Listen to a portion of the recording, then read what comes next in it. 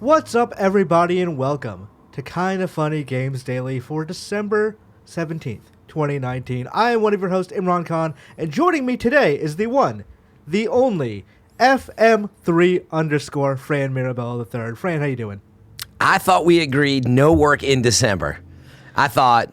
This isn't work. This was like a pitch from Greg himself, I thought. I think Greg likes the idea of no work in December. Exactly. Which is why he's not here right now, because he's like, fuck it, no work. I'm out. Exactly. Yeah. But the news continues. Anyway, no, I'm doing well. Was up late playing Sekiro.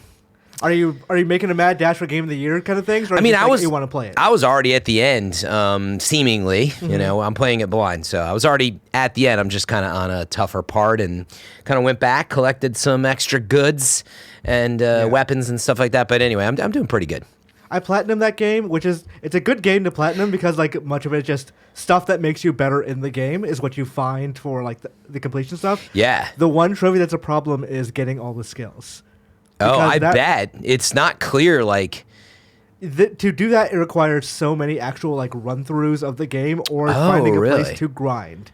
Because, like, they assume what you're going to do is, if you want to platinum, you're going to go through the game for each individual ending. And I'm like, no, fuck that. I don't have that kind of time. So what I did is I did some save scumming. I still, like, beat the bosses that I'm supposed to beat and, like, had to go through the stuff I'm supposed to go through. I just didn't go through the entire game. Yeah, that's interesting. Like, they want you to have all the skills to get other skills, so you got to grind up even higher levels, more prayer beads, all the above. Yeah, I forget how many levels it was, but it was a lot of levels you have to get. Yeah. And by the end of it, I think I was like, there's a certain loop towards the end of the game that's like, this is the most experience you're going to get for the least amount of work. So I ended up just putting on like a couple of podcasts and doing that. I've found a few of those spots, and that's you know I'm a Destiny player. I love to grind, so I've been doing a lot of that. Anyway, yeah. Speaking of Sekiro, that was Gamespot's Game of the Year. I found it on the Uber on the way here. Was it? That's awesome. I was waiting to see if anybody else would do it. You got to wonder if they felt some peer pressure now from one of the biggest award show in the industry. I would assume they decided before. I mean, you shouldn't yet. Yeah. I don't know. I mean, that stuff comes in the last few weeks. Maybe they did, though. Yeah. I'm not accusing them of that, by the way. I think it's awesome, by the way, Sekiro's getting multiple awards now. And I'm probably going to push Tim and Greg to at least get into a certain spot of that game. Because there are parts of that game that I want to talk about when Game of the Year comes, because that's going to be a spoilery podcast anyway. Well, if they don't care... Well, I don't know, though. Can we spoil that? All right, we're not doing it here. Of course not. Okay. But Game of the Year is a different beast. I don't think we can spoil stuff. That's not... Anyway. That moment is when we're going to have to talk about, though. Because it is part of the Game of the Year argument for that game. All right. But this is Kinda Funny Games Daily each and every weekday at 10 a.m. live right here on twitch.tv/kindafunnygames, where we run you through all the nerdy video game news for the day. If you're watching live, you can correct us when we get stuff wrong by going to kindafunny.com/you're-wrong. To be part of the show, head to patreon.com/kindafunnygames, where bronze members are above get to write in, and silver members are above get the show ad-free. If you don't want to watch live, you can watch later on youtube.com/kindafunnygames or listen later by searching for Kinda Funny Games Daily on the podcast services around the globe. Today, we're going to talk about new changes to the PS4 controller. Oh, yeah. The actual name of the next-gen Xbox, and the upcoming prequel to PlayerUnknown's Battlegrounds. First, a little housekeeping. Kinda Funny Day 2020 is January 3rd. It's an all-day stream. Are you ready for Kinda Funny Games 4.0? Thank you to our Patreon producers, Blackjack and Mohammed. Today we're brought to you by Third Love, Upstart, and Logitech, but I'll tell you about that later. First, let's begin with what is and forever will be the Roper Report. Got time for some news! We got 4 stories today. A baker's dozen! You know, cool, Greg, I thought for a second, like, I didn't mention, like, we gotta do the beeping thing. I was wondering, like, are you actually gonna do it? He's on top of it. He's fucking on top of it, Is this, wait, was that the first beep and shout out from you, Greg? You done this before? I used to do it before we hired Barry. Okay. Oh, so awesome. we've already heard it. I love the shout out. The Baker's Dozen's the best from Cool Greg. Yeah, I think, nothing against Kevin or Barrett. Yeah. I think Cool Greg brings a unique intensity to that. Yeah, I really like it. All right. Barrett does this thing where he's like, a baker dozen. It goes up and then slams down at the end. Everybody's got a different intonation. Kevin will editorialize occasionally. Yeah, if you editorialize with their numbers, Kevin will be like, "That's a fucking weird Baker's dozen." Like he'll do some weird stuff for it, which I appreciate. Because like if you say it so often, you kind of want to. Yeah, you think about it. You're like, it's 13, by the way. If nobody knew, that's a Baker's dozen. Right? Yeah. Anyway, we got 4. We got 4 stories. The first of which came up this morning when I woke up. I saw that. Social media, gaming news, a buzz. Because this is the only story that like worth reporting today. end of the PlayStation 4's life cycle. Right. Now, 1 year more year to go. What's happening? PS4 is adding a back button attachment coming in January. It adds programmable paddles. This is from Charlie Hall at Polygon. Sony's venerable DualShock 4 controller is getting a new peripheral called the Back Button Attachment. It adds a pair of programmable paddles to the back of the standard PS4 controller. The $29.99 device will be available starting January 23rd, 2020. The Back Button Attachment includes 3 buttons in total. 2 are used to mimic other buttons on the controller. The third is embedded in an OLED screen. It helps you to program the buttons on the cycle through 3 different profile modes. It connects at the small port on the bottom of the DualShock 4 and includes a pass-through for the headphone jack. So this is not unlike what has already been available in like SCUF-style controllers and the Xbox Elite and things like that. Basically, it adds 2 buttons to the back of the controller that, as this already mentioned, can be programmed for anything. Most people usually use them for triggers because in competitive games or whatever, triggers, you don't think about it because like they're buttons and whatever, they emulate like a gun trigger, but they are more effort to pull down than you would think, especially if you're doing that constantly. Yeah. You have RSI, like a repetitive stress injury, or you're, differently abled and can't aren't able to pull those triggers consistently. Oh, that's right. I didn't realize that some folks got it for that. Yeah, I mean, depending on the game, right, it's also for folks who are completely, your hands are always on those, you've got 2 fingers, your index fingers on the triggers, and you got 2 thumbs on the sticks. And so it puts you in a position where you don't want to take your right thumb off and hit the button normally. On the right side, like let's say you want to use triangle to throw like whatever, or change an item or whatever it is. Or let's say it's in Sekiro, where item switching is on the frickin' D-pad, which is awful, by the way. But you want to go like left and right on an item, you can now just set those to be that. Presumably, actually, it'd be a good question. Does it support the D-pad? We don't know. I would assume, because I didn't see that in the functions, but I assume usually it's every input. Right. On the OS level of the PS4, you can switch the D-pad buttons around. Yeah. So I'd assume that a controller from Sony would do the same thing. Yeah. So I think it's really cool. I mean, for the price, and hopefully there's no problems with functionality. We haven't used it yet. But it was like $30. PlayStation 4 controllers are about $40-$45. They're like 60, right? I guess that when they go on sale, they're cheaper. Maybe they're cheaper now because of the holidays. I thought they came down. I was looking though on Google, and maybe they're just like $15 off. But either way, it's below $100. Whereas SCUF is anywhere from they could be upwards low 100s to over $170 or whatever. And there's a market for those elite kind of controllers, so it's cool. That's just like if you don't want that, but you want paddles, like you don't want to break the bank on a full new controller. You like your DualShock, whatever. This is a easy option. I know some people were saying, like, why the fuck are they putting an OLED screen into these things? It's probably better for the battery life in the long run. Yeah, probably. I mean, exactly. OLED doesn't take up a bunch of battery power. Because it's just like it's a screen that only shows what needs to be shown. The rest of it's black, so all those pixels can be turned off. Or diodes, I guess, can be turned off. Yeah, it's becoming much more affordable. I mean, cameras and everything, like Sony already uses it in a bunch of its stuff. Also, so maybe they just have a lot of Vita screens laying around. And fuck it, let's do something with it. Do you think this gives us a preview of the DualShock 5? That was my first thought. It seems really important to them to have these. Now, I mean, you could look at it 2 ways. Like there are just like pro gamer, folks who want to play in the style of pro gamers, but people who want those, extra paddles, and it's a market they haven't touched. And SCUF is, they've been selling controllers for many years, and I believe Corsair, they just joined forces or something. So like SCUF has been very much on the rise, and it's just a market they've ignored. So that's one way to look at it. Yeah. Certainly on the other side, though, that was my first thought. I was like, seems like that's really important. So maybe, but the more you add into a controller, you also got to remember the more that's likely to break. Right. And part of me wants to believe that this is like where they're going. I also think this is their answer to the Elite controller, by the way. With Xbox. I would like Sony to make their own Elite controller. That's what I was going to say. That, I think, would be the best solution. I mean, if this attachment works well, I don't see any reason to not just offer / maybe upgrade it slightly for the PS5. So I don't know. That was my first thought, but now that I talked it out, I don't know. I don't see a reason to if this works well. Like, keep costs down. Things are less likely to break. Like, yeah. I don't know. Yeah. I think pedals are a good thing if they wanted to add them to the next gen controller.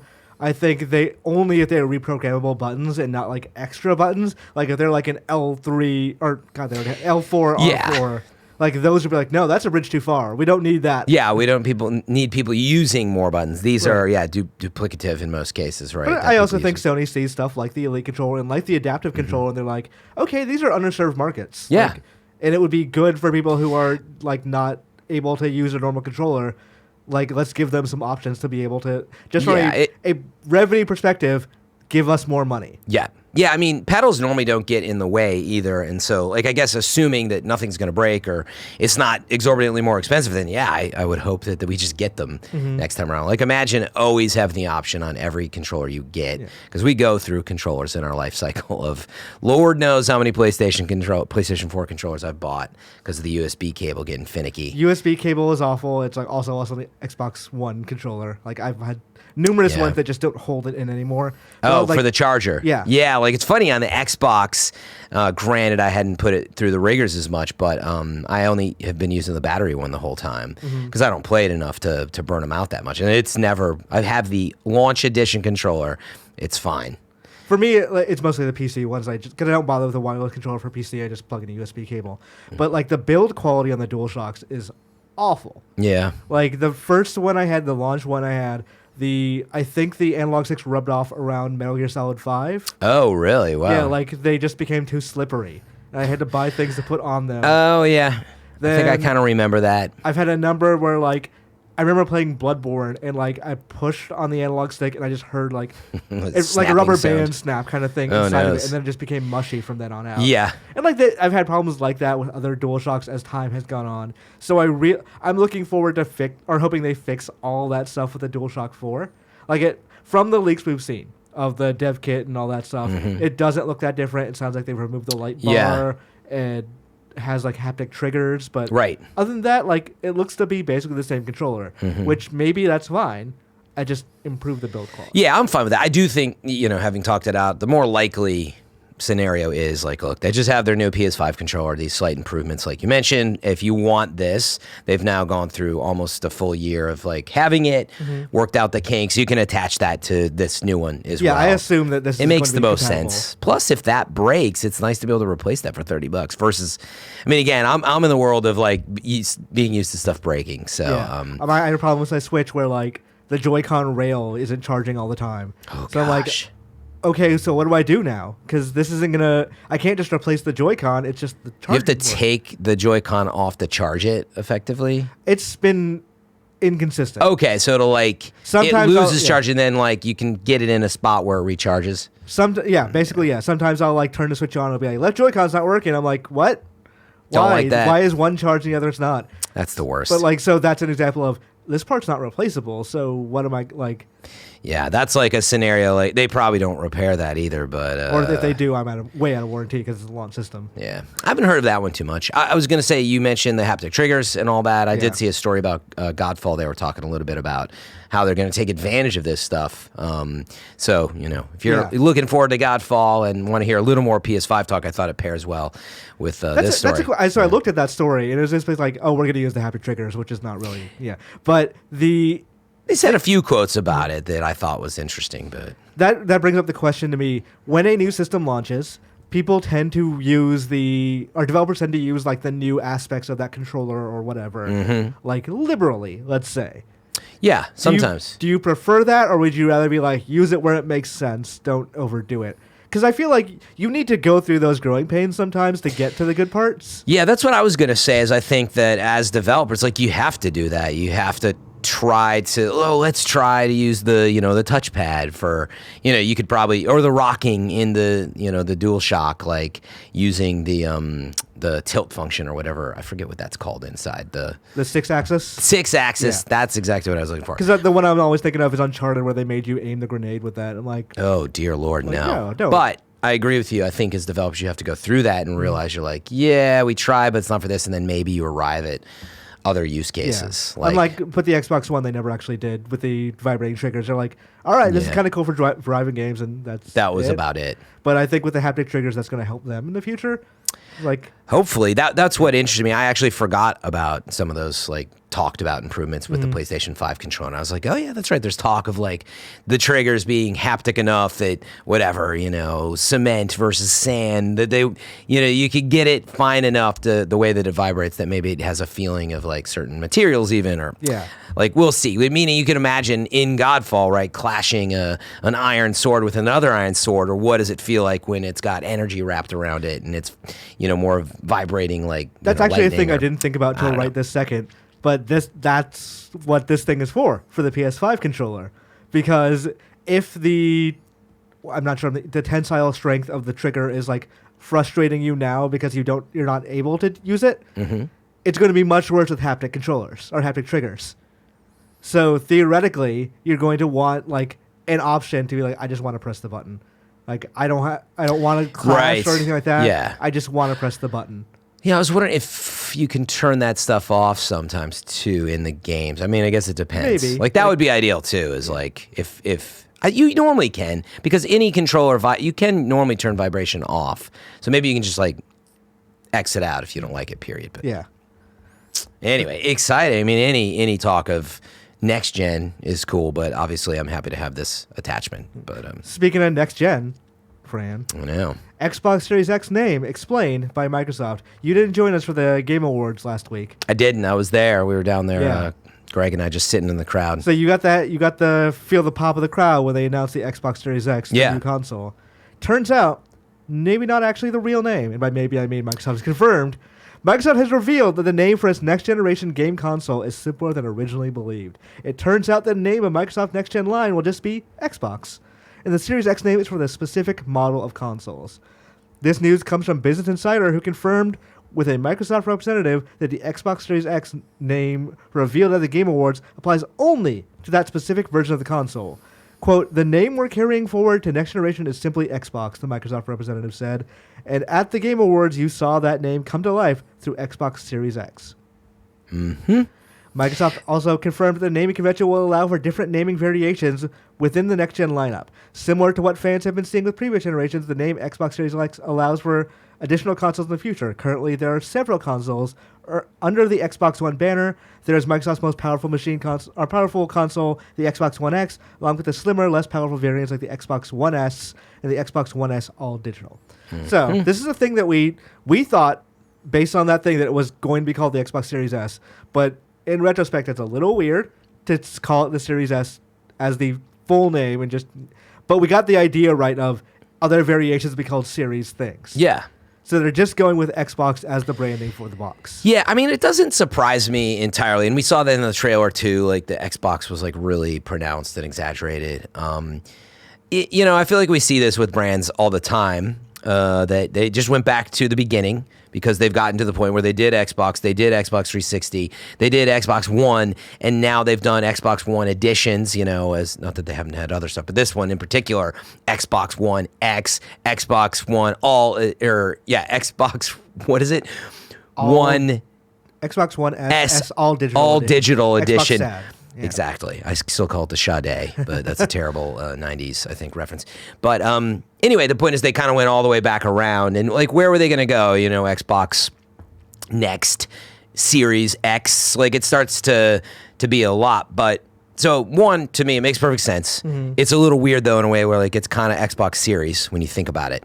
Like, is it always going to be Xbox Series something? I realize it's Series X, but my point, is that we will associate this generation with Xbox Series blank. Mm-hmm. What's the next generation then? Because, like, I get that they went back, but, like, you know what I mean? What if they don't, like, if they're just going with Xbox, like, whatever they call the next one, it'll be in the Xbox Series 1X? There's 2X? Probably the 2. There's always the idea that there is no next one, though. You know what I'm saying? Well, I know, but, like, meaning there's only so many letters at the end of the alphabet. Right. I guess we can get into, like, Omega and Alpha and all that. But, like, Series X, parentheses, 2025. Like, what do they call the next iPad? Is the... Yeah, Pro and all this stuff. Yeah. But I'm okay with it, regardless of whatever it actually means for the future. I mean, let's face it, it's all marketing. I don't think they stick solely to letters, though. Like, because it's confusing for people. Like what? Yeah, like is let's it the say Series Audi 5000? Yeah, Series S and Series X are two, like, those, I think you can establish a dynamic between them. What do you do if you do more? Yeah, that's what I'm saying. Yeah. So, like, is it Series something, or do they actually come up with... Series A, is that better than X? Like, Yeah. so it's first? But my point, right, was that regardless, it can't just be Xbox because it's always going to be followed by a Series something or whatever new name they come up with. But I you know, I'm fine with it, number one. And number two is like, well, what does this mean for launch day? Do we think we'll see more than one series? More than one series. So Frankfurter actually writes in, says, "Good morning, Imran and Fran. So happy Imran is back together. Reunited, and Me it too. feels so good." Xbox hasn't even had a week of being the next of the next gen news. I'm already confused by naming conventions due to Business Insider's new article. With the ecosystem being Xbox and the actual box being Series X, do you think this confirms two consoles for launch? If so, do you think the other one will just be white or will it look completely different? Thank you for all you do, Frankfurter. So It's a good name, Frankfurter. it's a good name. I think this involves some presumption of we have to combine this with the other rumors that have also been going on of, is there going to be a cheaper, weaker version of this box, of this console? Like the Anaconda Lockhart thing. Anaconda's a stronger Right, one, Lockhart's exactly. the weaker one. If so, how much weaker is it? Like, is it just an Xbox One X in a new box that with a new firmware? And if so, do they just put it in the same, like, kind of casing? Or do they make it look like the Xbox Series X, the next-gen Xbox, and, like, just have different colors? Yes, see, I thought about that when it was coming out. I was thinking it wouldn't be that in this case. I think that the Series X is the premier 4K high, maybe not. Yeah, I guess, when I said higher storage, I was like, is Xbox Series X going to come with multiple storage options? Like, They're not going to do I don't that know. again. Probably not. Yeah, I don't think that works out. And plus one of those hard drives goes bad and then, but no, I do think actually it might look different. I don't, there is a cost question of like, why wouldn't you just color it differently? Because otherwise, like when you're manufacturing multiple editions of stuff, it becomes a little complicated. But actually, just the profile of it seems kind of, I don't know. I know it's not fancy, but it seems a little fancier. And then I think they just need like a standard, flat kind of current gen, look that we've been seeing. I mean, when Which would Snowbike probably be Bike the cheaper version, right? Yeah. When Snowbike Bike was here last week, he mentioned that, when he went to buy the 360, he wanted the full edition. They gave him an arcade instead, and he didn't realize that until like long after he got home. I think there is the possibility, if you make them too identical, that it's just going to be confusing for people. Yeah, On the other exactly. hand, like, you also run into I think it was the Wii U situation where I wanted a white console, but I didn't want the I forget what they call the standard edition with like the less hard drive space and all that. So I bought the black one instead. So if, let's say, they do have a white Xbox Series X. Yeah, I think white they next-gen will. Xbox, like, I would want it to be both versions. But then that also means like how many boxes are you getting putting up confused. at the like top thing of a Best Buy? Yeah, now that I'm visualizing, I'm like, yeah, now I'm getting confused by the series and the colors. Like, I think it makes sense to have Series X. Maybe it's available in multiple colors because, of course, we all want that. Maybe. Right. But outside of that, I think you're better off making the Lockhart. Was it Lockhart? Yeah. Lockhart and Anaconda. Lockhart, the lower end version, just a different design. And what are they going to call it? Is it Series A? I would say Series S because like S, you think? They'll Yeah. stick with that. Oh, that As a- makes more sense. yeah, I said as a front A. out. And A also, but again, that goes to say it's like, It's too far back. is A better or is A worse? Like, is earlier in the alphabet like it? Because I guess there doesn't need to be consistency. Like, this is all marketing. This is a marketing problem Yeah. at the end of the day. But I'm really curious how this is going to end up. Like, what are they going to do? Because it is somewhat confusing just based on the scant few details we have Yeah. now, which might be why it's confusing. Yeah, but that's exactly it. It's because it's not out. I mean, at the end of the day, there's not going to be that many different models. So, like, let's just assume that it's X, S, and let's say they have one more. What would be? Maybe it's just Xbox. F. I don't know. F it. The Series F U. I like this. What do you think a minimum for a weaker Xbox needs to be? Like, probably needs to support 4K. I don't know. It's funny. I was actually feeling like, well, I guess if it's for TV, I was going to say 1080p because that's the point of it being cheaper. You got an old TV. You're not thinking of upgrading anytime soon. You don't care about 4K. Save yourself the money. Save yourself the cooling power in the box as well. Mm-hmm. And I mean, that is the differentiator too. It's the easiest way to save on costs, right? Right. You get less RAM and you don't need the extra clock cycles and power dedicated. So I don't know. That was the first thing to occur to me is it would still be a 1080p box because what else? Like hard drives would be lesser, but what else are they going to do? You know what I mean? Yeah. What I don't want to see is I personally right now do not want to see it come out and then there's like, well, the textures aren't as good. Like I just think that's a very confusing marketing. Like meaning do you really want to play 4K with I think it doesn't look as good as this other one. I think it's very confusing versus just like, this is your 1080p box. There's less hard drive space. Maybe, there's a couple other minor things about it versus the premium edition, which is the X, I think, which would do 4K. Seems easy enough. And I'm sure it'll have, I don't know if there's more USB or whatever it is. Yeah. Little things like that, to me, make sense. What do you think? Are you thinking it's going to go this PC route of this is your RTX 1060 versus this is your RTX 2080 Super? I think these are more or less pre-built PCs at this point, which is fine. Like that's where we're going. So like I hate that narrative. I mean, that's not a bad thing. That is like it's not bad. They are PC architecture. Like they've obviously been engineered for a way to be consistent platforms for developers, but also you're not going to have to worry about overheating or anything like that. Like this, we've engineered this so you don't have to. It's not just parts. See, that's why I don't like that narrative. It assumes that that's what PCs do, and like it's not. Yes, when you prefab a console and run it through like the series of tests and all, sure, like it is more consolidated and less. There's less likelihood that you're going to run into trouble. But I mean, you just brought up numerous problems with controllers and consoles on the show. So it's but people not don't think about that with like consoles. They don't think about it. I'm not saying you're wrong that the narrative is bad, but that is the narrative, is that consoles are simpler than PCs. And like I'm not, as somebody who games on PC as well, they are more difficult in the long run. Oh, absolutely. But I think that's where I was going with it is like, to me, I mean, it's a console. It's not would you say a PC? Like a pre-built? Pre-built. It's absolute. That's the point. It's not that. It's not running Windows like standard. Yes. You can't install whatever you want. And on top of it. But I think you saying that, those are value adds to some people.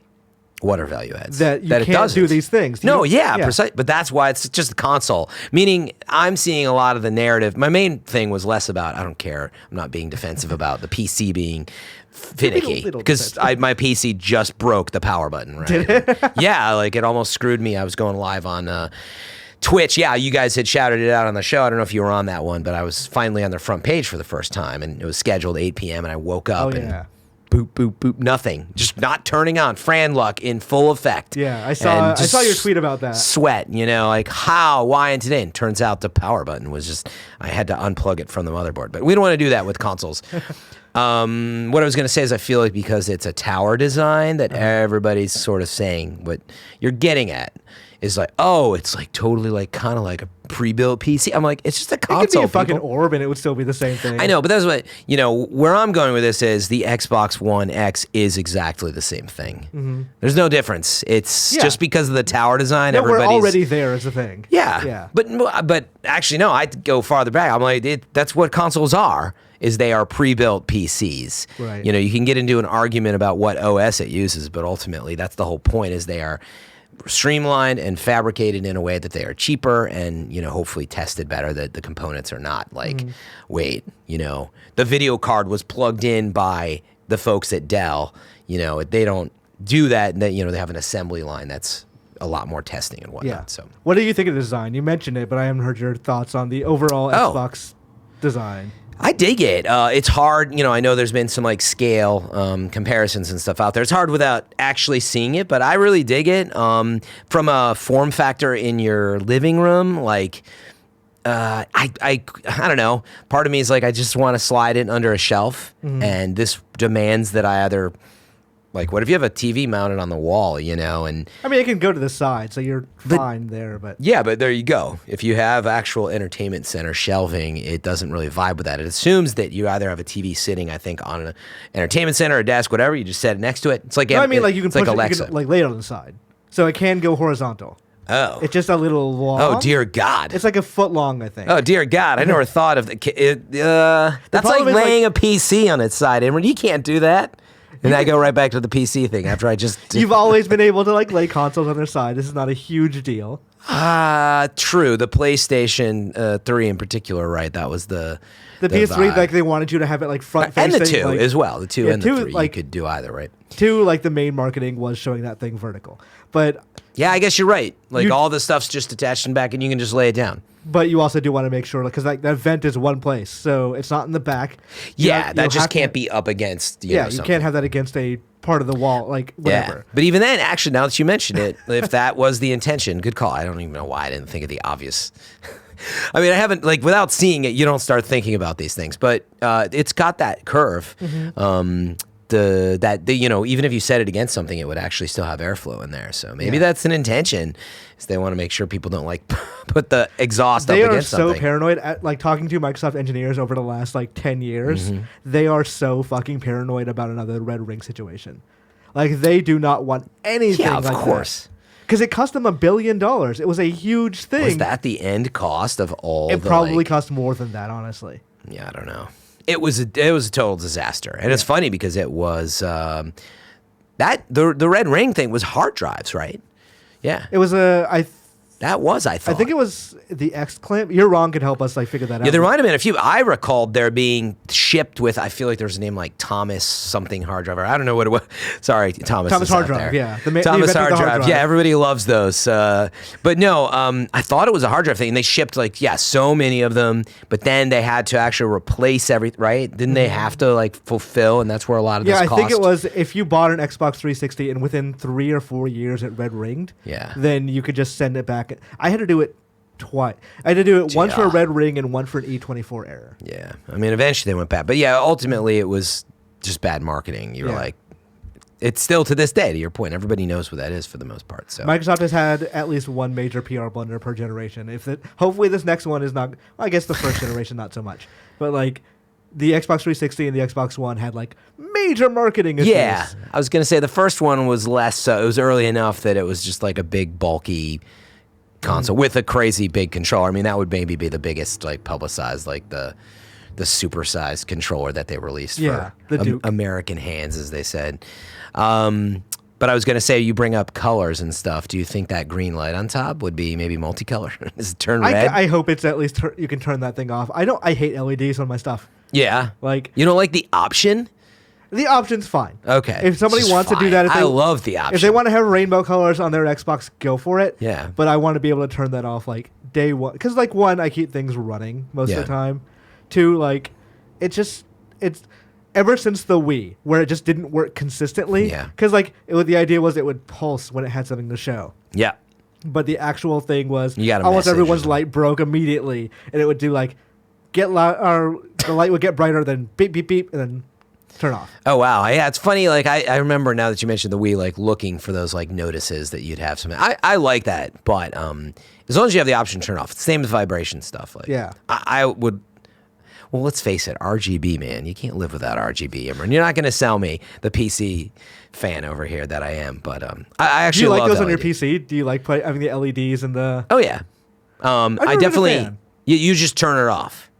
Yeah, I usually just disconnect the actual LED. Man, that brings your frame rate down, though. That's kind of messed up. The RGB will actually speed up your processing power because, like, are you shitting me? Or? No. I mean, yeah, I know I'm being very like. You're like, what are you talking about? I legitimately don't know if you're like joking with me because I'm like that seems like a thing that would work on PCs. It turns out if you just connect the LEDs, because like the fans are running and there you go. Yeah, it uses more power and then no, I'm just messing. But people love RGB. I certainly do. Mm-hmm. So don't take it away from me and give us the option. So you can have it. You can have as many as you want. But that's actually really interesting. Like you would have, let's say you have a PC, I don't know if you have an office or your studio or whatever. You got your PC, you got your Xbox. all of them, if you have the option, you're just gonna shut them off. They're just like dark. You can't see any of the grading or components. That's how you do it. Mm-hmm. Man, it's like You seem food excited, without Fran. salt. It's like, I don't know. You seem excited for the next generation. I'm always super excited for next gen stuff. Like that's how I got into the industry. Actually, I was so excited about Project Dolphin, the Nintendo GameCube at the time, that I followed every bit of news down to the minutia because that's what I filled my time with outside of going to school at the time, and it just sort of led me here because I was news sleuthing unknowingly a little bit on forums and whatnot, and led to Writing this. into N64.com's daily. Precisely. Mailbag. But man, I love it. It's just exciting to speculate, and you'll see it in the traffic too. Like, in fact, we already saw it. I think I saw on YouTube the trailer for this teaser for Series X was like 9 million just on Microsoft's channel. And I mean, that is a ton for a game trailer. Trust me, I don't think they have any other, numbers like that. Granted, by the way, when you see numbers on YouTube, make sure to check the ratio to views, because meaning they may have paid for millions of views. You never know. You go, sometimes you see like a video with 500,000 views and you click in and then there's like, 50 likes and dislikes and you're like, what? That seems strange. Mm-hmm. Well, there you go. This is some X-Files shit. Yeah, it doesn't mean that people didn't watch it. It's just sometimes right stuff autoplays or like it's ads. Like, that is the other option. Well, that's what I'm saying. Yeah, sorry. They feed it into, it's called TrueView, and it gets in the ad thing, but then there's no like or dislike button, so you might skip it. When you say paid for views, I assume you meant like, no, not just bot. Put an extra 50 million on this number. No, you can't really do that on YouTube. There's ways to try to like get bots on the web to come back and click through, but that stuff gets stomped out as well. But it's the same effect, by the way. You'll see it in the likes. Anyway, I digress. All right, we've talked about that for a while. Now let's talk about The Outer Worlds, which is getting story DLC coming in 2020. That's from Steve Watts at Gamespot. Watts. The Outer Worlds is a wide... I'm enunciating to make sure I don't mess up. It's good. Is a wide open adventure game that can last dozens of hours if you fully plumb its depths and side quest. But even more is coming in 2020. Obsidian has announced that story DLC will be coming next year, though the studio didn't say much more than that. In a brief note on the Obsidian forums, social media manager Shyla Schofield thanked the team behind the game and noted the honor of receiving 4 nominations at the Game Awards. Though the post was made after Outer Worlds went home empty-handed, she said, even just being nominated means a lot.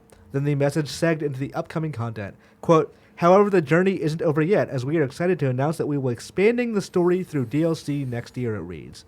Details will be made available at a later date.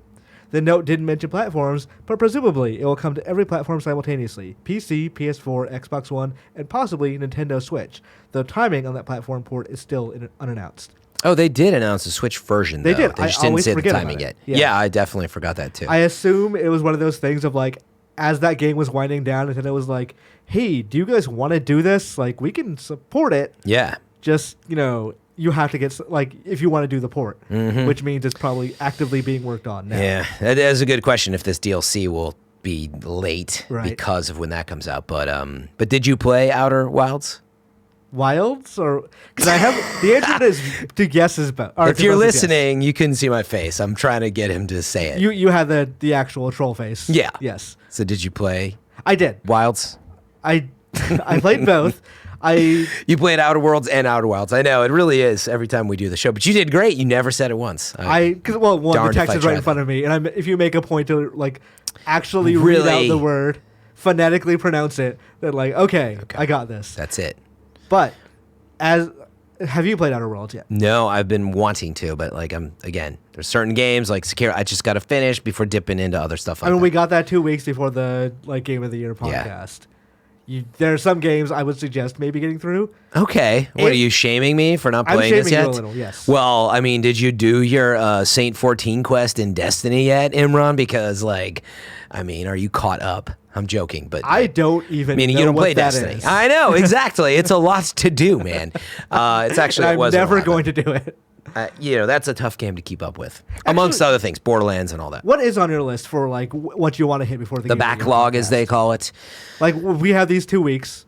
we're not doing any Yeah, shows. because we have our game. Well, yeah, we have time off. Yes. Presumably, yeah. Like our the lives no are work maybe a little December different. starts. These next week. slackers are just taking time off, but I probably will as well. But yeah, I don't really have like a backlog list for the 2 weeks. It's more about we do have Gamescast coming up.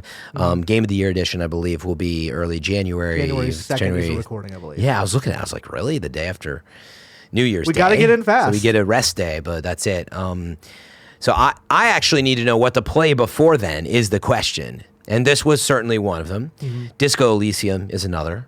What do you feel like is going to come up, on that show?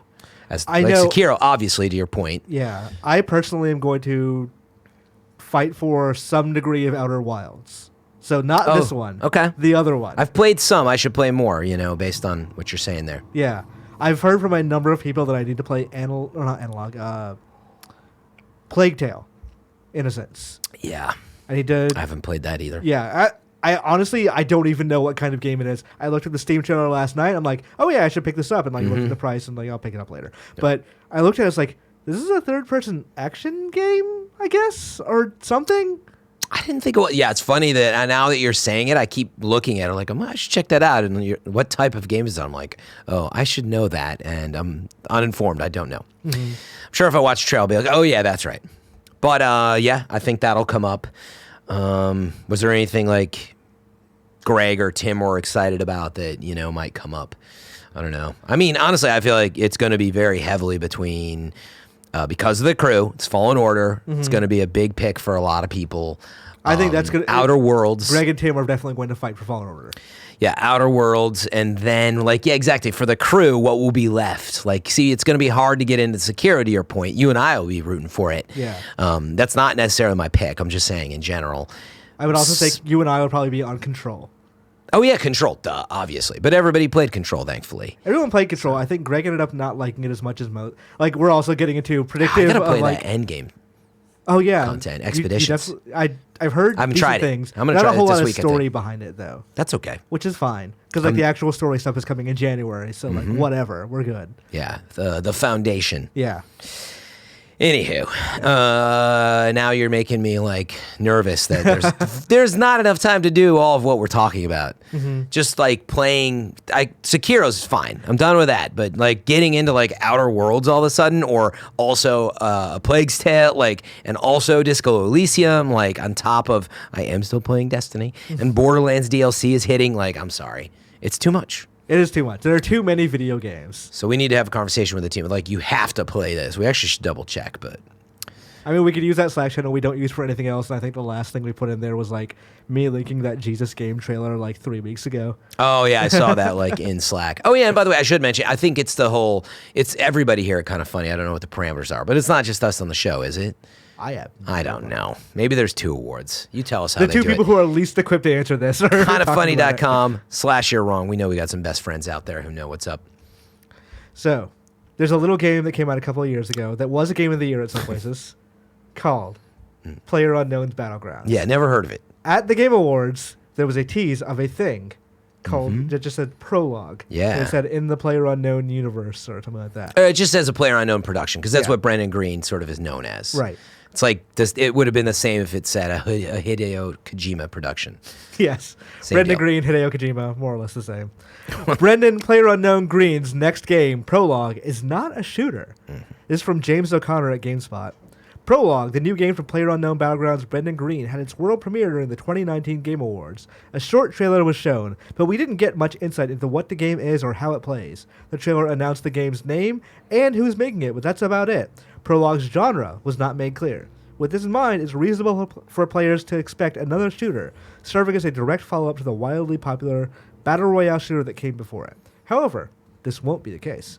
Speaking to Forbes, Greene clarified that Prologue will not be a shooter at all, let alone a Battle Royale shooter. Greene, who left development of PUBG behind to form PlayerUnknown Productions under PUBG Corp., says that Prologue is about testing new tech. This is the first step in the journey for me, he told Forbes. Quote, Prologue is the first step into the new world for us. I wanted the chance to deliver something new on a global scale. I've got some pretty big dreams about what I want to achieve that I'm not quite ready to achieve. It will require some new tech. Greene wants to launch new global IP, which is a 25-person studio, which his 25-person studio is currently working on. He also says that he would like to create a game of an enormous scale, quote, hundreds of kilometers by hundreds of kilometers with thousands of people. It's not clear if Prologue will be the game to achieve this. Of course, this tells us more about what Prologue is than what it isn't. A genre, as well as a release window and systems, have not been announced yet. Mm-hmm. So that's not what I expected at all. When you say the name is Prologue, I assumed this is because PUBG Corp has said they are also working on a game that explains the origins of PUBG. Oh, right. So I assumed it was easy that. to connect those two things. Yes. Yeah. But apparently Prologue just means like I'm working on a thing. I don't really fucking know what it is yet. Yeah, I mean, that's the kind of guy that Greene is, right? I mean, he started out of mods and whatnot and was tinkering with stuff, right? And sort of has now arrived all the way through to the huge success that PUBG is.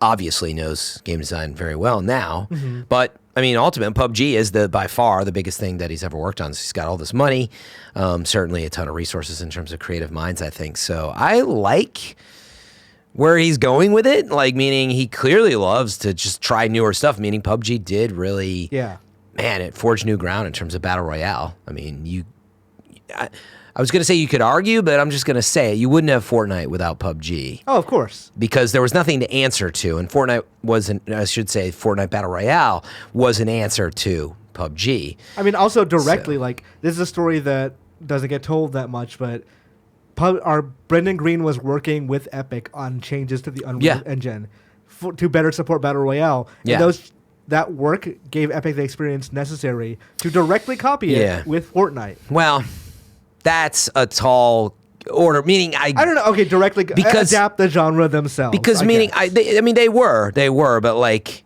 in other words, Unreal Engine's used for a ton of stuff, and that's just part of right. But it's like But it let them figure out what the ins and outs of that, what the engine could do with. But that's part of what goes with it. Meaning, if let's say Unreal was optimized to handle that like Battle Royale, server online functionality, it's like, well, it either way, it's like, when a new Nintendo game comes out and you're like, oh, that was a cool feature that they added this in. Like, that's just part of influencing designers, period. Mm-hmm. But it did give them a leg up. I understand that. But you sign up for that. Which, I mean, also actually led to a lawsuit between, or at least a threatening of a lawsuit from PUBG Corp to Epic. And I don't think it was just that. I think that it was ultimately like if Fortnite used a lot of just like the pure basis of the Battle Royale. I think it was more about that of like, this is our thing, but I'm like, I always bring this up, and I think that's why I brought Nintendo up. It's like, well, when they released Mario 64, like, yeah, it influenced a ton of other games. Like, that's just gonna happen. That's the best form of inspiration and flattery. It's not like Fortnite plays like PUBG at all, and it never did in terms of a direct. It never did. At the time, though, when those are the only two games in town, like you drew a line from one to the other going. They were super similar. Yeah, but there was a reason why you would play one and not the other. That's all I'm saying. Meaning it was not like a direct carbon copy. What's that? One was free. Well, yeah, and one was free as well. But meaning they always played very differently, and it was interesting to see what Fortnite's turned into. And anyway. I was going to say I'm very excited about Prologue. Prologue. From I'm not convinced it's not PUBG related. I'm not. Really? Like, that feels like the kind of thing you say, like, early on. Well, what if it's in the same world? I can see. And the tech, ultimately it's not PUBG, but maybe they don't say that. They do say. Do they clearly say it's not related to the world? No, he just says it won't be a shooter or a battle royale. It's just a first step in a journey, and it's a first step into a new world. He says a new global IP. Oh, that is true. They do say they want to launch a new global IP. But that doesn't necessarily mean not Fortnite related. But yeah, exactly. We've seen this. I think that's where I was going with it. Sometimes you've seen franchises that are in the same world, but they're not like direct. Right. Like we've mentioned it before, but like the head of Sledgehammer left Activision to come to PUBG Corp to make a new PUBG game, like a single-player shooter. Glenn? Who are you talking about? The head of Sledgehammer. The previous head? Are you talking about? The Glenn guy who Schofield? Might have been Schofield. Wasn't it Schofield? Or was it somebody? Well, maybe we'll kind of wrong this, but Glenn left as well as Michael Condrey, right? Condrey started the studio. Either Condrey or Schofield. I don't remember. No, which Condrey is doing the 2K original IP studio, whatever that is. Then it would have been Schofield. So Schofield, yeah. So it's Glenn. Oh, I totally don't know why I missed that news. Because he got promoted to head of Activision, or not head of Activision, but like head of development. Oh, of Activision, so and then left about 6 months after. If that's the correct news, you're saying you think he's on this project. Either he's on this project or they're making another game very similar to this. But granted, if he said it's not a shooter, it might not be PUBG related at all. Well, because like you wouldn't get the head of Sledgehammer to come and make a not shooter. Yeah, you're right. I totally missed this news. It was in the summer. Awesome. But what I'm thinking about is, I mean, Glenn was obviously a part of Dead Space and all that, and so brings a lot of really cool experience in worlds like that. And rock, actually, like a Dead Space style, like PUBG origin story. Like a I don't even know what that means, Imran, but the way it sounded, I will pre-order what you just talked about. I'm down. Last note, if you haven't watched this very short teaser, check it out. It's somebody in the middle of, a thunderstorm in the middle of like a deep forest kind of thing and looks very scared and almost with like the looking around and mouse on PC very fast, like looking around what's coming. You are the only person I know who would have been like, oh, that's mouse look. Well, I mean, it has that feel. It's very fast and fluid looking around. But I'm not saying that it's mouse and keyboard. I was just getting it. It's this panicked, very fast looking around. Not that like, the cinematic console demo where people like slowly pan up at the trees. And it's not that. It's like, that's frantic. And then the lightning strikes and it's like, let me ask you Prologue. Something. When I'm playing it's cool looking. When I'm playing a game, I try to recreate that cinematic camera of like the slow. Oh, I do that all the time. Okay, I'm not crazy. I'm not the only one. You should see my Death that. Stranding footage. It's literally that, and there's music playing in the background. I'm trying to get the camera to like turn towards my face, and then I like trip over a rock. Yeah, I'm not even joking. But it's like real life. It is like that is like my real life. Maybe I wouldn't throw it like at you. I just say like in real life in general. Yeah, I know. Yeah, you try to be like all dramatic and fancy, and then you just stumble. Yeah. I was gonna say, do you have any theories on what it is? Because I was gonna say based on the trailer, I have some ideas. I think he's lying. I think it's PUBG related. Man, you're stuck on this PUBG idea. I think I'm sure he wants to create a new thing, like a new type of game. I think at some point the corporation will be like, "Hey, he's in charge of it, obviously." But like, what if we just made this a PUBG game? Because that's our license. We're PUBG Corp. We don't need to, like, let's establish this as a major thing first, and then we can go out and do like, all other stuff. Well, I was gonna say PUBG Corp is actually part of Blue whatever. Blue Hole now. They sold out. Blue Hole is the publisher of the original PC version, but PUBG Corp is the maintainer of the game and is publisher partner for the other console version. So overall, they own it. Blue Hole owns some degree of the PC version at this point. They own some degree of the PC version, but not the franchise at large. Oh, I didn't realize that. I thought they sort of... Or I think they bought Blue Hole. One of the two. Okay, well... Something happened, but Blue Hole is not making the calls anymore. Okay. Well, my hope was that he does something in the style of Battle Royale, where it is massively multiplayer online. I mean, you see there's a little bit of him talking about that in the quote. 1,000 people, yeah. But the idea of being like in the forest, and you're panicked looking around, and whether it's Battle Royale or not, I mean, it's not, but meaning that there might be something there. I mean, we've seen stuff like this with maybe, I don't know, what would you call Rust? And like maybe survival sim, or not sims, but games that are essentially massively online, but not quite because they're shards. But like doing that without the shard system and having everybody just on an island would be a new interesting thing. Yeah, so... I mean, either way, it's a cool teaser, but we know you can make it up into anything you want at this point. But Fran, that's so far away. If I wanted to know what's coming to the Mom and Grop shops today, where would I look? The official list of upcoming software across each and every platform as listed by the Kind of Funny Games Daily Show hosts each and every weekday. Yeah. Out today, Untitled Goose Game, finally out on PS4 and Xbox One. There's a free Goose Game theme on PS4. Honk if you love it. Honk if you're horny. All right, or that too. There's also the game is out on Game Pass on Xbox. I'm not sure if it's on today or is soon. it? Dope. But like that's a good way to play that game, honestly, because I would not necessarily spend $15 on it. But I think I haven't played it yet. I'm like that would be good. You can do it still for $1. I think once it. I'll look while you're going through these, but Tamashi is out on PS4. Xenoraptor is out on PS4. Demons with Shotguns is out on PS4. Watum, Keita Takahashi's new game. Everybody's talking about that. Is out on PS4 and PC. Stramium Immortally is out on PS4. Demon Pit is out on PS4. Rift Keeper is out on Switch. Merge Towers is out on PC. Woodle Tree 2, Deluxe Plus is out on PC and Mac. Bloody Trains is out on PC. Potata Chapter 1 is out on PC. Sin Chess is out on PC. New dates. There's a new Pokemon Go update called the Buddy System, which is going to have improved benefits for the player and their Pokemon, so you can like carry a buddy Pokemon around like Ash and his Pikachu. That should be before the end of 2019. The Ni no Kuni film is part of Netflix's January 2020 plan. It will be available on January 16th. So that's an animated film that's based on the Ni no Kuni license, but not any specific game. So it's an original story. Okay. Follows the same thing of like two kids get stuck in a fantasy world kind of thing. Horizon Zero Dawn, Uncharted The Lost Legacy, and more, including PUBG, join the PS Now lineup next month. So technically, Horizon is now on PC. Deal of the day. Ring Fit Adventure is $69 via Amazon if you're looking forward to those like New Year's resolutions that you're not going to keep of, I'm going to lose some weight this year. $70. $70. It's got the peripheral. It's got a peripheral. That's a deal. It was $80 before. Nintendo games don't come down in price that often. Might as well get it while you can. Yep. I was going to confirm, Untitled Goose Game is out today on Games Pass as well. Okay, So awesome. That's the way to check it out. That if you have the option, that would be good. It's not a bad buy by any means.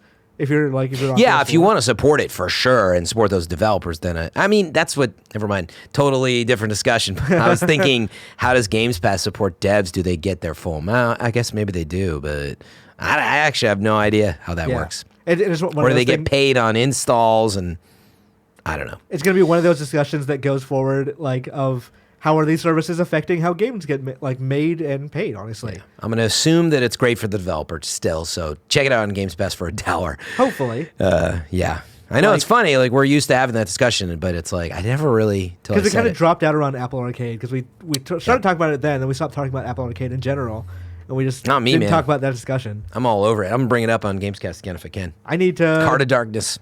I've been playing the crap out of Card of Darkness. I've not downloaded a single game since the launch.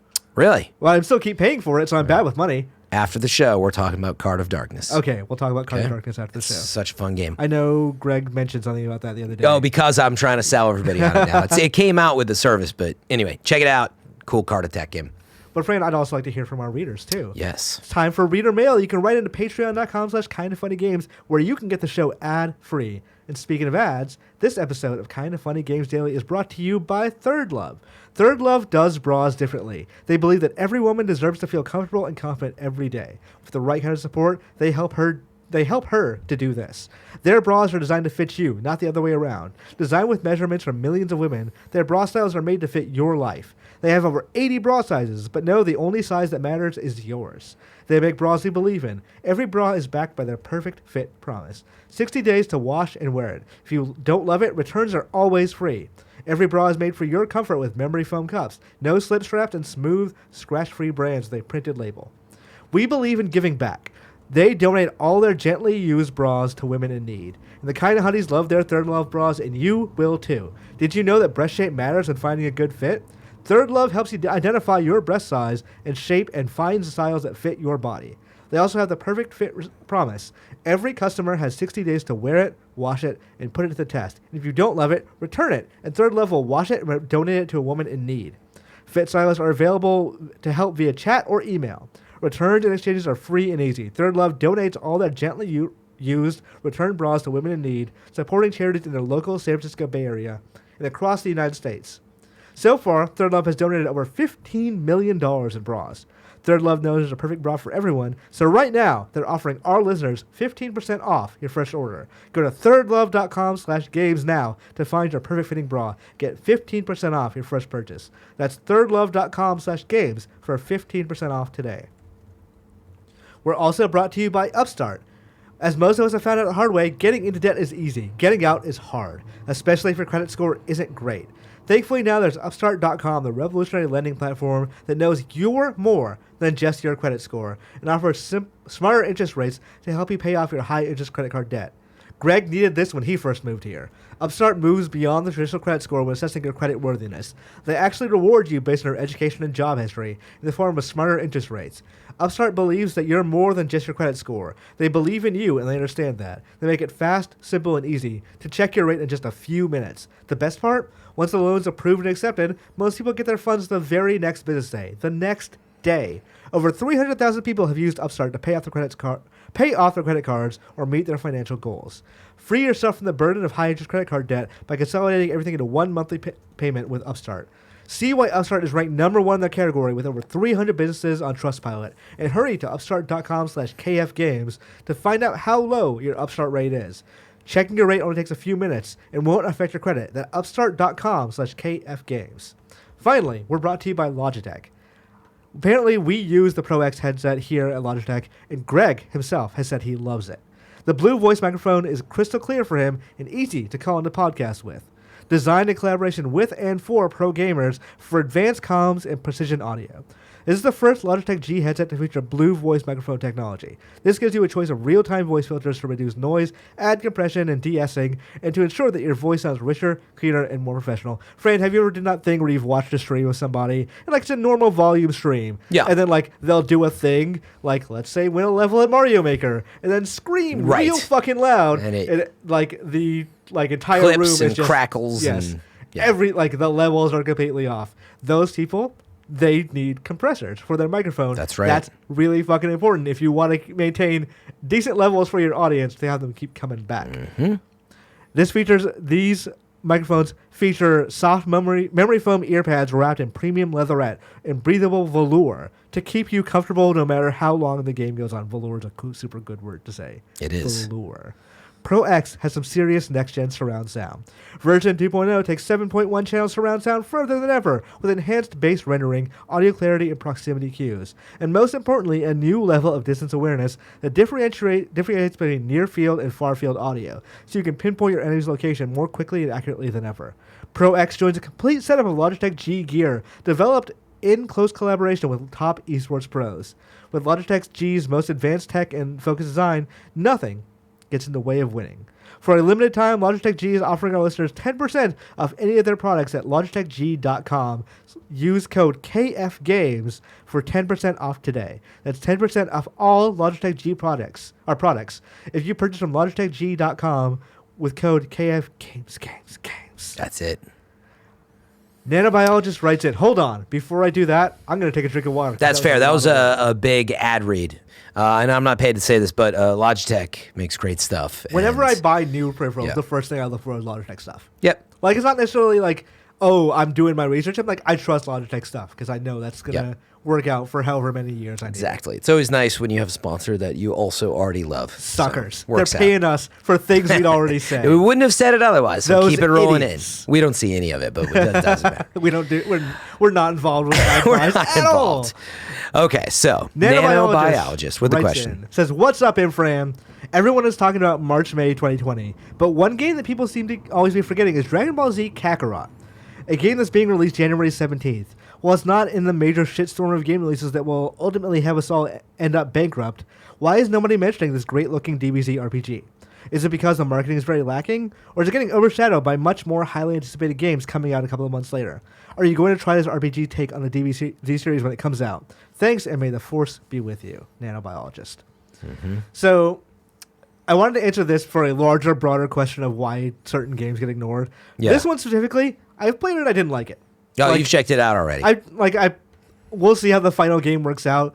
The initial thing of demo thing of giving 15 minutes to play an open world game doesn't always work out because I want to rush to the boss. And the boss was sort of cool, and there was some cool things of I'm talking to Ader from Dragon Ball, or I'm talking to Nam, and he has side quests for me, and it actually does feel like you're Goku a little bit, that's neat. Right. And so this is a little Zelda Breath of the Wild inspiration, or how would you describe the gameplay? You know what? I actually that's not inaccurate. Did not. I'm not a Dragon Ball player, but I was looking and I was like, well, he's fishing, and now he looks like he's going for some food, and he's just kind of going around this open world. Yeah, basically you get the Dragon Ball world available to you in segmented parts, and it goes through the series. I assume I know I've seen Frieza fights, thus I assume you're going to Namek and all that jazz. But But the combat, is it all It's real like time?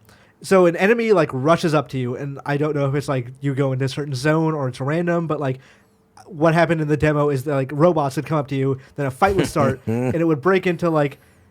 Have you ever played the 3D like Naruto Ninja Storm games? No. Okay, but I've seen them. You have no basis for this, but it's like that. Seen them. That's what it actually looks like. I've 3D seen them. arena fighter. Yeah, I mean, ultimately, it's an RPG, but it's real time combat, and you're just going around the open world. And like the boss fight with Raditz was very much in the Naruto kind of vein. Okay, but you didn't love it so far. I didn't love that demo. The game is coming fairly soon. I think Bandai Namco is going to send me a copy, and I'm going to try it out. Mm-hmm. But in terms of like Dragon Ball fan service, there's stuff like it'll have a side quest based on the driving episode, which is a well-loved filler episode. It'll have a costume for Vegeta that's like the bad man pink shirt.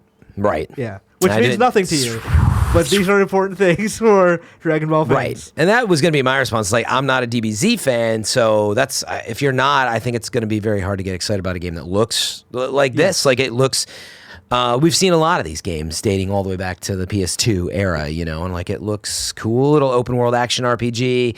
I think if Fighter Z never came out, people would be a lot more excited about this because Fighter Z looks better. Yeah, and like that's visually that is the best looking of like our system DBZ works stuff. as like they're black magicians. Like who the fuck knows how they do what they do? So it's not fair to hold other companies like accountable for that, but that's the way it is. But like the larger answer for these things is marketing is a factor. Sometimes games that are very good just don't get the hype and play because the publisher doesn't have the budget to put behind the marketing, or it's just not exciting IP or whatever. Mm-hmm. Like there was a One Piece game last year called and this applies to a lot of anime games and Bandai Namco games, stuff like that. So One Piece game last year called World Seeker that was not bad. It was perfectly fine, but it was like a standard like I would say like a 7.5, 8.0 kind of game. Ooh, almost a 7.9 right there. Almost in the Mario Kart Double Dash area, yes. But I think it's a totally reasonably fine game that I think One Piece fans would probably love. But because it just didn't set the world on fire, it wasn't the big games of the time frame it came out, it's not going to get any attention. And that's just kind of we were talking earlier. There's too many games. Yep. There's too many games probably to spend your time on games that aren't amazing, or spend your money on that too. So that kind of ends up in these situations where these games come out, or they're like about to come out, and nobody really notices or acknowledges them because they don't do like the Dragon Ball Fighter Z thing of really catching your attention. Yeah, and maybe that's it. Is rarely these are for fans, and it's not that it may even be a bad game, but it's rarely does it achieve like Horizon Zero Dawn status in these worlds. And when games like this start to do it with that franchise or One Piece or whatever, then I think we'll all start to take that notice. In the same way that Marvel finally came around, right? Like for I'd say a long time, it's like we all loved Marvel and all, but like TV shows and cartoons, it was hit or miss, and now people pay attention when there's anything Marvel, right? And so maybe we'll have an awakening with this stuff. Like, if you told me a Star Wars TV show would be something I should pay attention to, I'd be like, no. Not until recently, unless it's on Disney Plus, right? Like, because Lucas was kicking that idea around of like a CW live action show, and I'm like, I don't want to watch that. I hope they don't make that. Yep. But now there's like one, like, oh, this is pretty cool. I'm into this. Right. So BJ Bernardo writes in with a kind of a broad question. Hi, y'all. What do you think 2019 will be remembered for as far as gaming goes? Thanks, BJ. What is the... Because, okay, you could say 2017, I would say it was like the Japanese game renaissance in a lot of ways. 2018, I probably have to think a little bit harder. Just God of War. I mean, that's what it was remembered for. Yeah. Well, actually, 2018 would be like the big AAA games make their big, like... or not resurgence, but they made their stamp on the generation with Red Dead, God of War, stuff like that. Yeah. Do you think this year is like the year of the theme? The AA maybe? Like the Control? I'm going to actually... I need more time to think about a great question for a Gamescast as well. Mm-hmm. Quick shot, though, is I think the battle of the storefronts, as I start to think more about Epic Game Store and that whole deal. I mean, I think by far that's the thing that stands out most as from an industry perspective, Mm-hmm. Do you think this is the year VR makes it? Like... that we look back at like, oh, this is the turning point with Oculus Quest, with Beat Saber, with the announcement of like Half-Life Alyx, that this is the year that, oh, we've gone 2020? from... 2019. Oh. Because our Oculus Oh, that Quest came out VR this is year. like legitimately like. Yes. There's no questions. I don't know. I felt Or not that even way that for a there's, while. like questions, but like the turning point for VR. But what? How do you define that? You know, It's a one of great those question, things but that, like, we look at it in retrospect of like yeah. based on where VR goes next year, like would this probably be that turning point of like, okay, a thing came out that made VR popular. Yeah, I'd have to know what VR beat.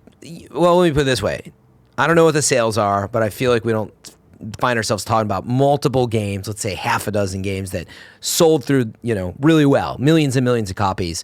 Once we get there. Meaning Days Gone sold what 6-7 million copies. And I think Half-Life Alyx will hit at least 1 million copies. Oh yeah, easily. For sure. But my point is, I think that's when VR hits the turning point. But I was gonna say the other thing, maybe cloud gaming. Obviously, Stadia, despite the very rough launch. Yeah. I legitimately forgot the about xCloud Stadia. beta. Yeah, both of those will probably be a topic for, especially as we look back. Think of 5 years from now, and we're like, oh man, yeah, that's when xCloud beta and Stadia hit. I'm trying to think like. Because we haven't talked much about Nintendo in this conversation. Would this year be definable for anything for Nintendo? Nah. I mean, it's great stuff like Mario Maker and Smash Brothers DLC and all that stuff, but it's one of those years for Nintendo, right? I mean, there's nothing totally remarkable. They came out with the Switch Lite, but like this is classic Nintendo, and there's nothing wrong with it, right? It's like new version of the console, slimmer, cheaper, extra battery, whatever, and they released a couple of their franchises they're well known for, but there's no Breath of the Wild 2 yet. That sort of when Breath of the Wild came out, that was Nintendo's moment. I mean, there is on Breath of the top Wild of 2, Switch, just not now. Yeah, but I mean, there's like an actual successor to what Breath of the Wild stood for is going to be many, many years away. Yeah. Like, we're talking maybe 5 to 10 years. Yeah. But it was a huge moment for them and the Switch on top of it. Yeah. So I think it's hard. We'll see what next year looks like. Like we said before, it's hard when you raise the bar for yourself. Hard to catch up to that sometimes. It is. Good luck to Sony Santa Monica for whatever they do next. I'd be curious, like, for God people to War write 2. in what they think. Like 2019 in gaming. Yeah, I'd love to hear. Leave that in the comments. I would love to see that. That'd be a nice comments thread. Or on the subreddit or anything like that, yeah. Yeah, subreddit, of course. As well. Time to squad up. Today, we got Chandler, speaking of Stadia, has a Destiny 2 request. His Stadia name is, hold on. This is one of those things that... Alfer? Is it Alfer or Yeah. is it like a capital I? Because I can't 100% tell. Oh, it looks like Alfer too, but Okay. ALLFER. You're double checking, huh? Is there a way to double check? I'll check while you read through it. Okay. How about that? What we think it is ALLFER2, all for 2, which makes sense. All for 2. Yeah. But- I'm quite confident in this. All for 2, or Chandler writes in and says, I started playing Destiny 2 when Stadia launched last month. It turns out I really like Destiny 2. I'm sure you're used to that idea, Fran. Oh, yeah. I played the Red War campaign and did some strikes to get my power level up to 900. And now I'm working on the grind from that to 950. I'm just realizing, as you said you're not a big Dragon Ball guy, but you're a Destiny guy, Destiny's just Dragon Ball. It's just Dragon Ball. He literally says, I strikes to get my power level up to 900. Now I'm working to get... This is Dragon Ball. That's anything with RPG in it. All right? If anyone wants to do weeklies together or try to do some of the older raids or Nightfall ordeals, hit me up. I live on the West Coast and play most evenings. There you go. So if you're on Stadia and want to play with somebody, all for 2, ALLFER2, wants to play. If I remember to log into Stadia, Chandler, and I will at some point, but meaning checking my friend stuff, I'll look for you. You can add me. I'm FM3 if you're on Stadia. And if I ever hop on Destiny there, and it hasn't been often, I'm going to be looking for people in those quick moments. Cross-save work? Because I know you're mostly on PC for Destiny. Do you, like, go between the two? Of, like... It's cross-save and cross-progression. But do you have to do that, like, you have to go to Bungie's site and then, like, set it up there? Once you set it up, yeah, you're good to go. But it's tying every account together in your cross-save page. Okay, so that's pretty easy once you do it. You do just set the account. It's not just like I'm migrating my save manually to this thing. The big difference, I suppose, is you have a BungieNet account, which is the middle. Yeah. And so you log into BungieNet and you say, I'm on Steam, and I'm on PlayStation. And you just tie your PlayStation account and your Steam account all into Bungie, and then the rest is taken care of. Okay, that's And cool. it's seamless from there. Yeah. Let's see what people have been writing about. You're wrong this entire time. What we have gotten Here wrong we throughout go. the show. Back button says it supports 16 buttons to be mapped to it, so the D-pad can be mapped to them. going to have to click for my phone. This is not logged in here. Better Wii U in the US was called the Deluxe Edition. The Series X is 1 centimeter long than the Xbox One X when, I guess, laid horizontally. The Xbox One X is not huge. They didn't release dimensions, though. They did. They did? Yes. After people Game were figuring Awards. out the controller? Oh, I thought people were speculating still. Let's see. 1 centimeter longer? Yeah, that's not... The Xbox One X is very dense, but it's not huge. Yeah. Like, it is heavy. Yeah, I don't think it's that big, by the way. So The red ring wasn't just HDDs, says Jeffrey Grubb. The heat would cause the solder... I always mispronounce that on first read. The solder to become brittle and crack, and then the graphics chip would overheat. Good God. Yeah, you're on your own. I can't pull this up on my phone right now. I'm sorry. Oh, there it is. Kebabs mentions Fighter Z is pronounced fighters, like in the 90s. I know. I disagreed with them when they said that. I don't. Did not know I it. refuse. Oh, Yeah. Nano Biologist brings up a good one for 2019. The year of PR disaster. What's a good example of this? This is funny because I'm trying to remember. The Randy like- Pitchford flash drive, the THQ Nordic AMA, the ESA leak, the Randy Pitchford getting in a fight with me, I guess, in Game Informer. Oh, really? I actually missed that. What else? Tell me after. There were plenty of But see, it's fun. I mean, obviously there is that, but I mean, Stadia, certainly. I would Bit of say a Stadia is a PR. PR disaster. Yeah. The It didn't launch really for everybody on the day that it said it would. That's a the pretty Bobby big deal. Kotick, we're firing 800 people, and then literally the next line was, also, this is a record profit year for us. Yeah, I remember that.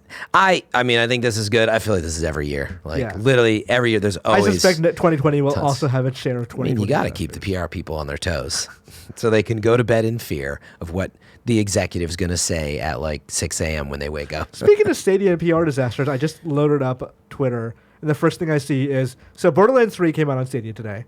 It actually released. It's out on Stadia Wow. now. However, in terms of patches and updates, it's only through October 24th. Anything past October 24th is not reflected in the Stadia version. Interesting. Okay. That's weird. Like, I guess that maybe they want... It's all this verification and getting stuff running, and so I But think isn't that what like Stadia is supposed to avoid? Of, Definitely. Like, you don't have to wait for anything. something's going on. Yeah, meaning my speculation is they submitted all this code and it's been sitting in this pile of like all this work that the engineers are doing, and they finally got to it. But like, I don't think that 2K's been working with them to update all this until it's ready. And they were probably like, we're just going to release what you sent us today so we can get it out before the holidays. And they're like, yes, we would like to sell anything we can, and why not? But that's weird. So hopefully 2K actually has an answer back to this soon. Yeah. It's great because there's like almost no sirens are on our end. Yeah. There's almost nobody in the studio today, so like nobody's coming out to yell Yeah. at me for being too long for this. I was show. going to say, is there any show after us? Great. Internet Explorers. Okay. Internet Explorers is after this. Probably should wrap it up soon then. We're fine. Internet Explorers. It's funny. can I've been dying. I keep looking at the clock. I'm like, Imran, you're a madman. This is crazy. We're Greg, only an hour 17 in. It's Yeah. fine. We can keep this going forever. I'm sweating as However, the producer. Tomorrow's host is going to be Greg and Gary Witta, the last Widow Wednesday of the year. Yes. Thursday is going to be Greg and Victor Lucas. Love Friday, Vic. it is you and Greg Miller for a later show. It's 11 a.m. Yeah. Because that day they're doing some indie movie interview. Oh, yeah. Something we've ever heard of, Yeah, probably. it's not Cats, which is the actual big movie. Though Screen Cats is apparently happening. probably I saw something Gary else. Witta being extremely excited on Twitter. Yeah, today. about cats. Yeah, I was on Gary. The other Sure. day. I saw an antique shop says Gary on Gary. Oh, interesting. I was like, there's a moderate chance that might be his store. An antique shop called Gary on Gary. I hope it is. Yeah. I hope it is. All right, but Gamescast is going What to about be Witta's Whittle Shop? Witty, It's a whittling shop. Witta's Witty Whittling. We'll come up with some other ones. Witta's Witty Whittles. Yeah, the thing I've always wanted to open is a place called Not Too Shabu. It's a shabu place. It's called Not Too Shabu. I've always liked the Parks and Recreation joke of the low cal zone. That one's pretty good. Yeah. Gamescast will be you, me, Greg, Tim.